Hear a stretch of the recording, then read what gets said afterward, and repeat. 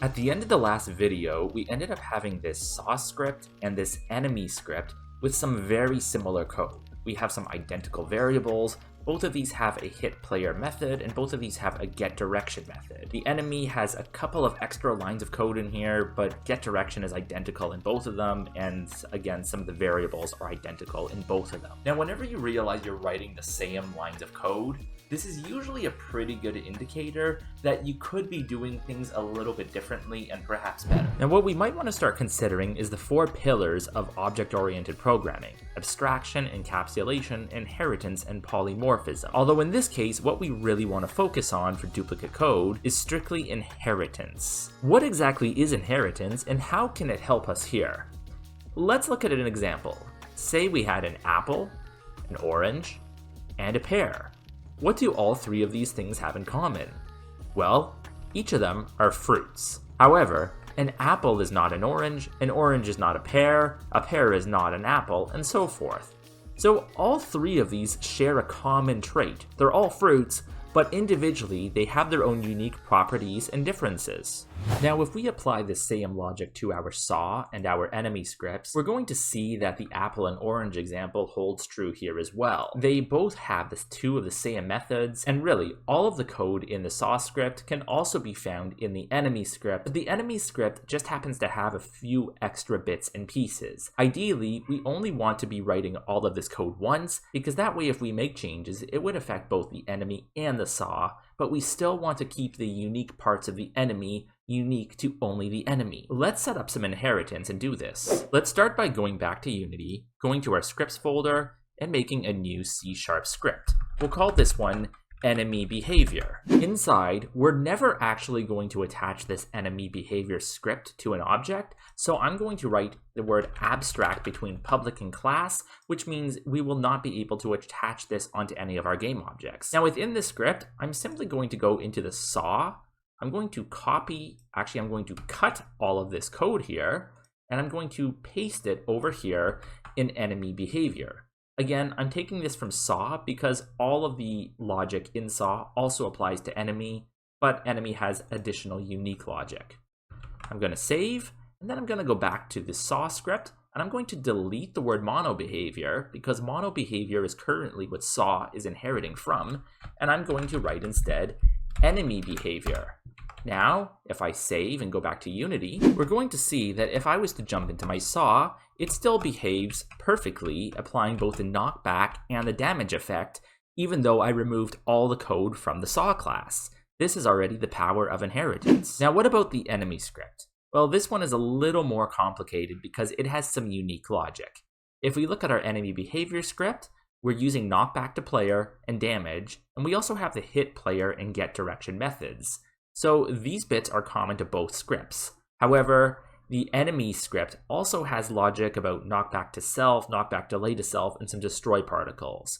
So what I want to do is, first of all, delete mono behavior and again, inherit from enemy behavior. And we can see we're getting some warnings over here, and we'll take care of those as well. I'm going to keep the variables that are unique to the enemy, but I'm going to delete the ones that we're already using in the enemy behavior script. So we're going to get rid of knockback to player, and we're going to get rid of damage.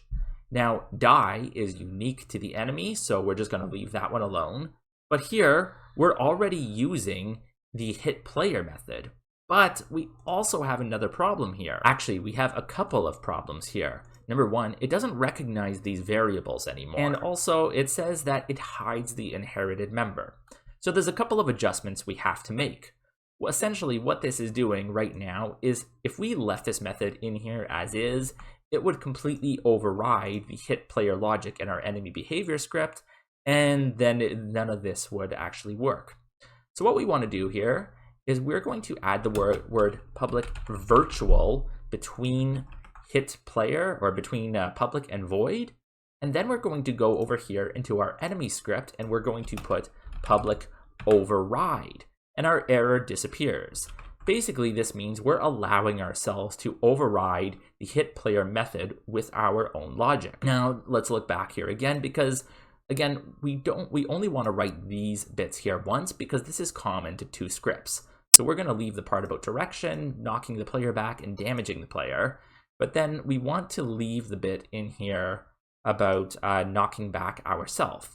So we're going to delete these 3 lines of code.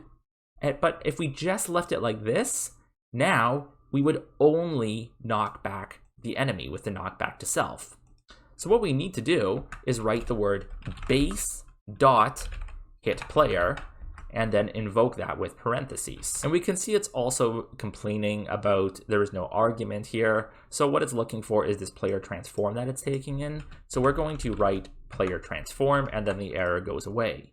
What this means is when we call base dot, it's first going to execute all of this logic over here, and then it's going to carry on with any unique logic we want here.